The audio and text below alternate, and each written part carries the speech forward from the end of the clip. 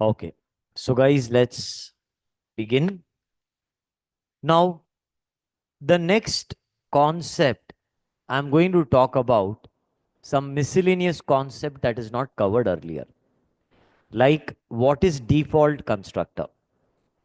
We did not discuss about this in our earlier lecture.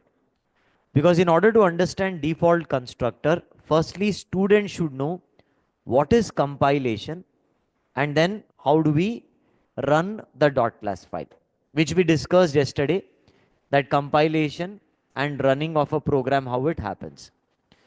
So if you just check here, right, what is what is default constructors in Java, right? You will observe that default constructor is a constructor that is automatically provided by Java compiler if no constructors are explicitly defined in a class. What does it mean? Let me explain that here step by step. See, I have a class A. Fine. Now in this class A, I have a main method, public static void main. And inside this main method, I'm creating one object. Now, a very important rule, whenever an object is created, it is mandatory to call a constructor. Whenever you're creating object, it has to call a constructor. But what is happening in this program? The constructor is not created explicitly by the developer. Correct? See, that is what it says. Okay. In Java, default constructor is a constructor that is automatically provided by Java compiler if no constructors are explicitly defined in a class. Like in this program, I'm not defining the constructor explicitly. So now what the compiler will do, this program, when we compile, the compiler will automatically provide, okay, will automatically provide a constructor with no arcs like this. Automatically one empty body constructor. Empty body means in the constructor body there is nothing and zero arcs. Automatically this constructor is provided during compilation, so that when I create an object, public static void main, when an object is created, it will end up calling a constructor.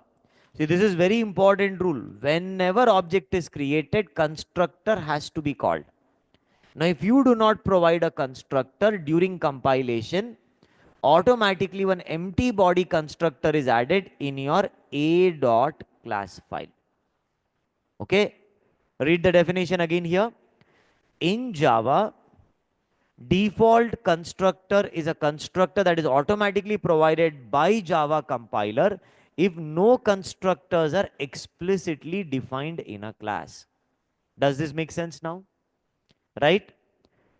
It is a no argument constructor that initializes the object with default value, which means when you're creating an object, it is mandatory to call a constructor. Keep this point in layman terms in your mind. And default constructors are always no args constructor, zero argument. A constructor with argument is not a default constructor. Default constructor is only a constructor without any argument. The default constructor does not take any parameters. Look at that here now. It does not take any parameters. Do you see any parameters here? Is there any parameters here? There are no parameters that is present here. Fine. I hope this part is clear, everyone. So, no argument constructor, it does not accept any parameters. Fine. So, let's see this here, this example, what we have done, and please comment in the chat box and tell me, is this clear for you? Everyone? Okay. But suppose I'm now creating a program which is something like this. Let's go here. Let's write here, let's write here class A. Let's open and close the bracket. Let's do one thing. Let us now write public static void main, and then we'll create an object with argument a1 is equal to new a, and I will supply 100. In such cases, default constructor will not come into picture. This program will end up giving what? Default constructors are automatically created only for no argument constructor. But when you're creating an object with a parameter, default constructors will not be automatically added in dot class file. Observe here a program. Let me close this all, right? Let's create here a class A. Right click, go to new. Let's create a class A. And in this class now, I'm going to create main method a1 is equal to new a. Do you see any error? See, whenever you type the code, the file should not have an asterisk mark, which means file is not saved. So in Eclipse, press Ctrl plus S and save the file. Okay, is this clear everyone now? So what is happening here now? Observe, a1 is equal to new a. Do you see any error here? Why no error? Because if I do not create a constructor, Java compiler is automatically adding no args empty body constructor. So error is not seen. But suppose I create an object with some value. Here default constructors will not be applicable. In such case, if you do not create a constructor by yourself explicitly, error will not be gone. I have to create a constructor here, int x matching to this, error is gone. Okay. So can we now make a note of default constructors? Let's write here default constructor. What is default constructor? When we do not create constructor in .java file, then during compilation automatically empty body no args constructor is added in dot class file, and hence when object is created with 0 parameters, we do not see any error. Note, default constructors are always no args constructor. Default constructors are always no args constructor. Did you understand this now? Please make a note of it quickly.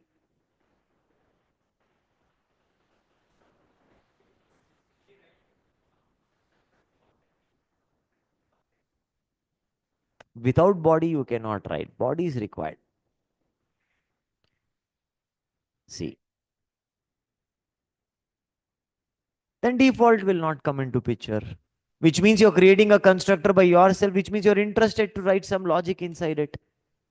That's why you're creating a constructor, right? See, if I'm creating a constructor by myself, I'm interested to write some logic here. But now you do not want to write any logic in constructor. You simply want to create an object for further use. Then default constructor will come into picture. So that object creation, you will not get error. See, ultimately, object creation should not give me error. When it will not give error? When objects are created successfully. When constructors are being called. When object is created, constructor is called, only then object gets created. That is the rule here. If constructor is missing, object creation will not happen. So default constructors will work for zero parameters object. But an object with some parameters, you have to create a constructor so that object creations will take place. Is this clear? Everyone? Yeah? Everybody got this? Okay, write this down quickly, make a note of it. Firstly, write this down. So this constructor automatically added is what? A default constructor. A default constructor.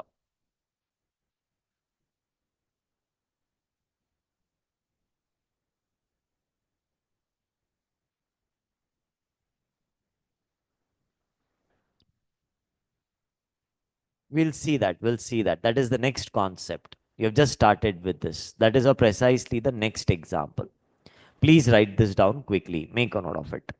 Huh? Huh? You're writing the definition still? Okay, write down.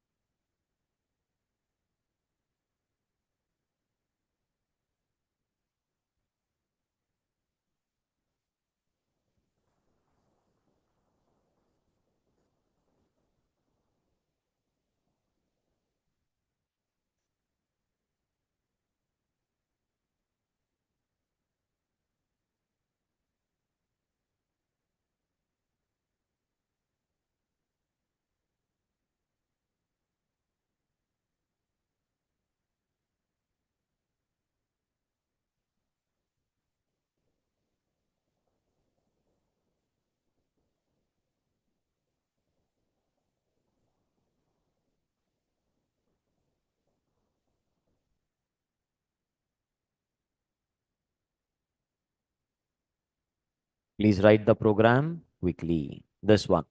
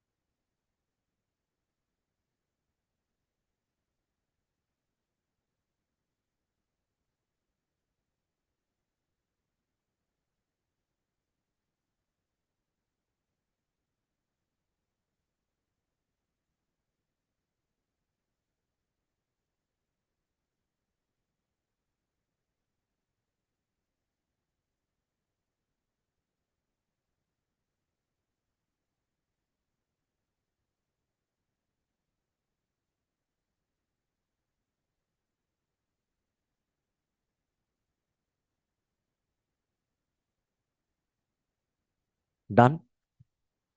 Okay. Now see, in this case, if I'm now creating an object A1 is equal to new A.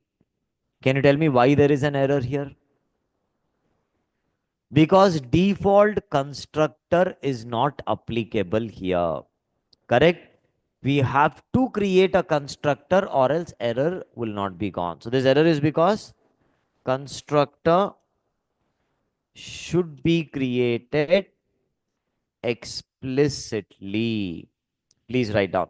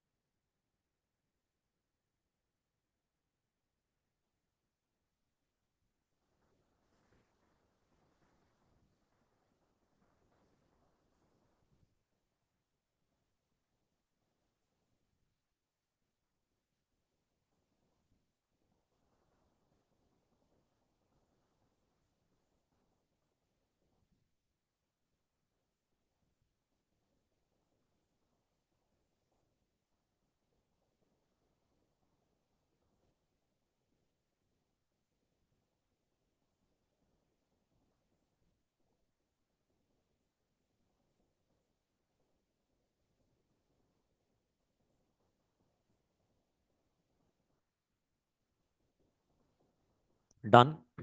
Now, see, there is one more important rule here.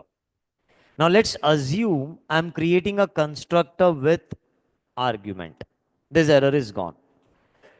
Whenever a constructor with argument is created, I mean object with parameter is created, and with that, if you create an object without parameter, then default constructors are not applicable. Okay? Though this is a no or constructor, still the default constructor will not become applicable when an object with parameter and object without parameter are being created together. Okay? So what is an important note here? Default constructors are not applicable when when object when object with and without parameters are created together. Okay, are created together.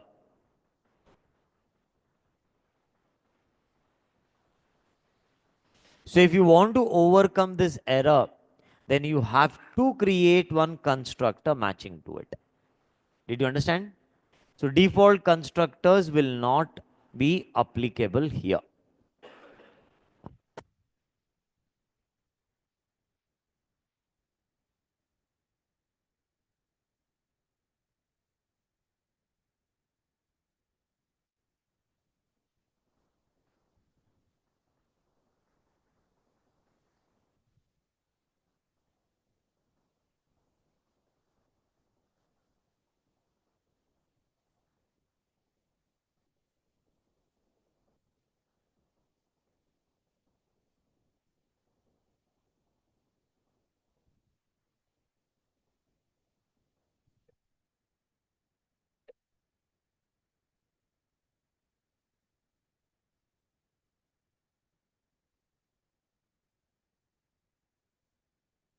Done?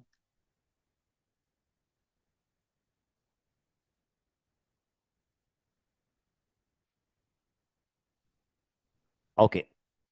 So let us now continue further. Again, I'll come back to constructors. Constructors concept is still not over. Okay? Because they're all interlinked. When you learn inheritance, again the constructor concepts that I'm talking about will be repeated there. But guys, we are going to now have a look at the next concept, which is going to be packages. Before I start with inheritance, students should have idea about what are packages. Fine. So what are packages if you ask me?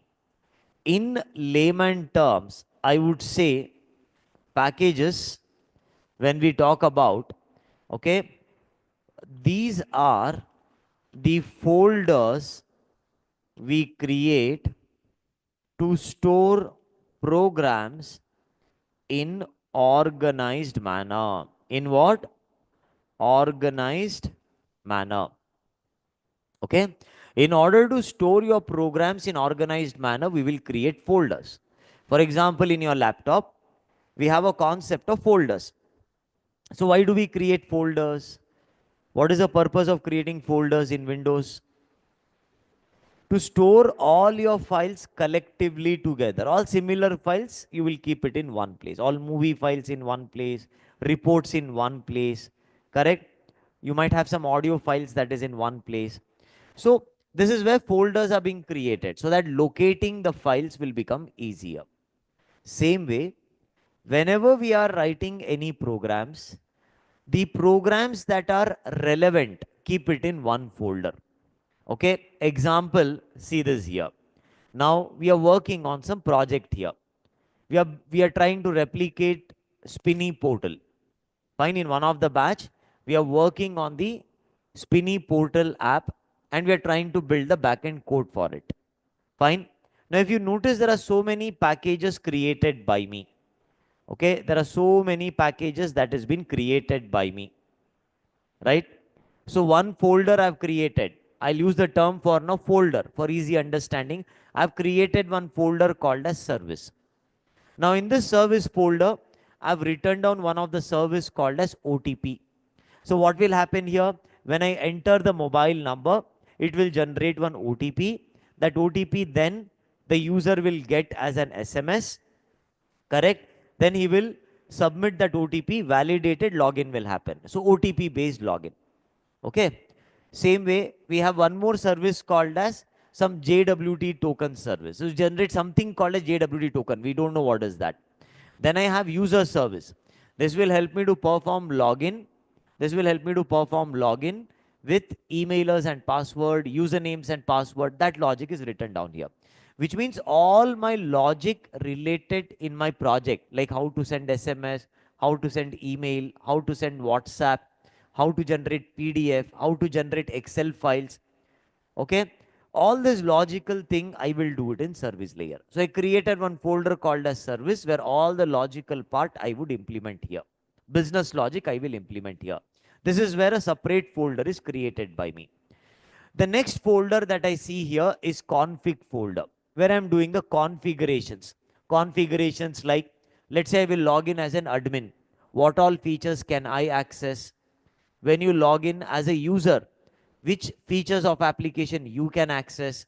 When you log in as a car owner, what features you can access? Every user logging into the application can access certain features. Who can access which features? I can do that in the configuration layer of my project. Like this, there are different packages that I would be creating here. And every package has a category of code which is relevant. So I have the controller package. Now what is the job of controller package? The controller package will simply take the data from HTML, and that data what it takes from HTML, it will give it to, let's say, the service layer. The job of controller is take data from HTML, give that data to service, take the data from service and give it to what? HTML. So whatever code I will write in controller layer, its job is only to create an interaction between your service layer and HTML layer. Example. Got it? So this is where packages comes in picture. So when you're working on big projects, understand now here I have developed one package called as cars. And inside that package cars, I'm writing all the relevant details related to cars. Example, this spinny car portal has so many features. One feature in that is searching a car. Now, in order to search a car, a customer might search a car based on the brand name of the car. He might search a car Toyota. He might search a car Honda. He might search a car Maruti, Kia. Yes or no? So I have a separate package called as cars, in which only the cars modules related things I'm writing it. Okay. I might have one more module called as car evaluation. So there is a team. Let's say I want to sell my car to Spinny. So Spinny will send one evaluation team. Okay, will send one evaluation team to, okay, my house location. He will come there. He will take the photos of the car. He will pick all the actual details of the car and he will submit it, right, to some other team. Okay, where they will take a call, what should be the evaluation. So I will not write that code in cars package, because that particular code is now related to evaluation module. So I will write that code in evaluation module. Correct? Are you understanding, everyone? I might have another module out here. Now this another module here will be, okay, the cars that has been booked. Let's say the customer, I have now booked this car. Spinny is taking this car from you, right? I'm taking this car. So I have to pay the money to you and take the car. I might have another module out there. I will write that in another package. By segregating your code like this, your modules like this, and keeping in separate packages will make the maintenance of the project easier. Tomorrow the customer comes to me and says, look, you're able to search the car based on brand, fuel type, diesel, petrol, electric, CNG, model, i20, i10, or transmission type, manual, automatic, and year. Give me one more feature now. Now, one more feature that I want here is search a car based on kilometers driven. Now I don't have this feature in my project. If I use a packaging structure, I can now find this very easily. Look, I have to go to the cars folder. In that cars folder, the cars package, I'll have to add this extra feature out there that can help me to search a car based on the kilometers driven. Got it?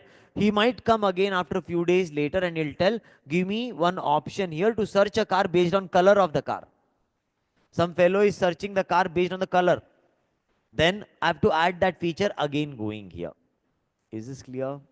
Why packages are important? Right? Now today my portal is all about selling only cars. Tomorrow I started with one more business, okay, wherein I want to sell second-hand bikes. Now, if I start writing all together like this here, today I am writing the code, I will remember. But after I leave the company, when you will join, you will not be able to understand the project structure itself properly. That where what code is written down, and maintainability will become difficult. A very simple concept, but look at the importance of it. Isn't it? When we talk about packages, students might tell, sir, I know packages, it's very easy. But the purpose of it, if you look at that, though it's a simple concept, purpose is very important. Let's try to see how to create a package now. Okay. Now, in order to create a package, the first step, okay, just go to your project. And in your project now, you have an option in Eclipse, right click new, an option called as package. Now, whenever you give a package name, one thing be careful about it, package name cannot be a keyword. Package name cannot be what? A keyword. What are keywords? Reserved keywords. Can you name some of the reserved keywords? New. Am I able to give the package name as new? What is the error I'm getting here?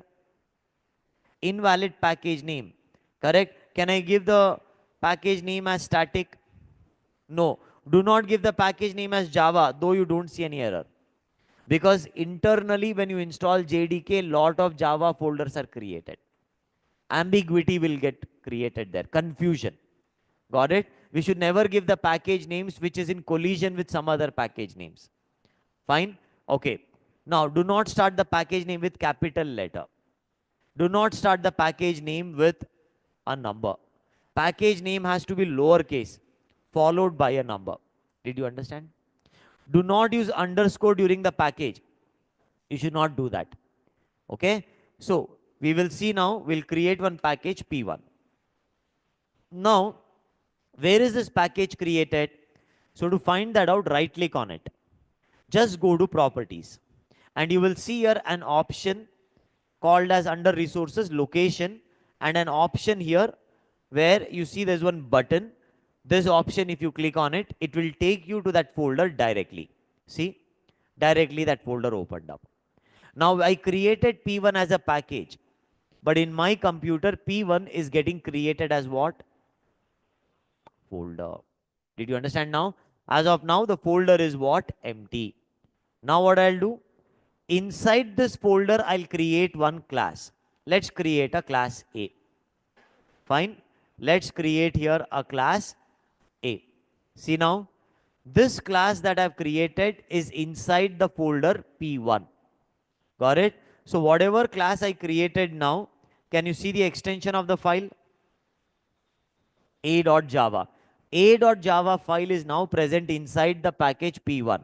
You can see that. Right click, properties, Java build path, click here, and you see that inside this now, I have this particular A.java. Now, why this file is looking something different? Because after adding IntelliJ, right, it is not showcasing that as A.java by default. Okay, it is showing something, okay, else. But this is internally stored as A.java only. Don't worry about that. Is this clear, everyone, now? So here, inside the folder P1, I have the class A. So if you now observe here, look at this. On top of the class, there is a package keyword. What is the meaning of it? Whenever I notice a package keyword on the top of the class, it means, okay, this particular class is inside that folder. I hope this part is clear, everyone. You can create any number of classes in the same package. Let me create one more class called as B. Where is this class B created? In the same folder. Which means, can I now tell that class A and B, they are in the same folder? Yes. Now let's do inheritance between the classes present in same folder. Extends B. Is there any error? Oh, sorry, we don't know inheritance. I'll come to that later. But see this here. We'll use this part bit later. Is this clear, everyone, now? We'll firstly cover only packages. Again, packages with inheritance. Okay? Delete that from your mind. Inheritance is not covered yet. Okay? Now, I have this class A and class B which are in same packages. Okay? Now, let's do one thing. Let's create one more package. Let's create one more package which is called as P2. Now, I'm creating a class which is in P2. Is this clear, everyone? Observe now. Okay, this class C is present in P2, different folder, but A and B, they are present in P1 folder. The folders in which these classes are present now, they are different. I hope this is clear. Everyone? Okay. Now, let's move ahead bit further. So we just saw here what are packages in Java. Let's see what ChatGPT has to tell. So packages, okay, is a way to group related classes together. That's what I was telling it. That car module, I created a car package. All the details related to car modules, I've kept it in one package because they're related classes which I'm grouping it together. Organizations, okay, an organization, which means packages allow you to group similar classes. Okay, we don't know what are interfaces, so I'll come to that later. Subclasses I'll come to later. For example, you might put all the database related classes in a package called as com.company.database package. So all my database operations that I will be doing it now, I'll create one package and store it in that. It will avoid name conflicts. I will come to that later. But before I move ahead further with that, what are subclasses? Now this is one small assignment I'm giving you. Okay, you have to do this and come back, right? Now, what are non-subclasses, right? So I've asked here, what are, I should have asked, what are non-subclasses in Java, right? What are non-subclasses in Java? I'm interested in this. In Java, the term non-subclass is not a standard technical term, but it typically refers to the regular classes that does not have any inheritance happening between them. Which means we will now learn packages, we will learn inheritance, we will learn non-subclasses all together in our coming series of lecture. They're all interlinked now. Inheritance, non-subclasses, and then packages. Okay? Inheritance, non-subclasses, packages. All three together we need to learn. But just try to read this by yourself, do a bit of research and come back the next class. Okay? In Java, the term non-subclass typically refers to the regular classes that do not extend or inherit from another class. These are just regular classes, standalone classes that are not derived from other class, meaning they do not form subclass of another. In other words, non-subclasses, they do not inherit from other class. Okay, no inheritance. Now if you notice this class A and B, they're standalone classes, right? Class A and class B, there is no relation between them. Class A is different, class B is different. They're non-subclasses. Did you understand? Try to do a bit of research on your own. Let's see how many people, how much ever you can try to understand, try to explore this and come. Okay, then I will take this concept in our way in simplified manner tomorrow's lecture. Okay, try to explore this concept. What are non-subclasses in Java? Will you do that? Yes. Online students, today's class is clear. Yes.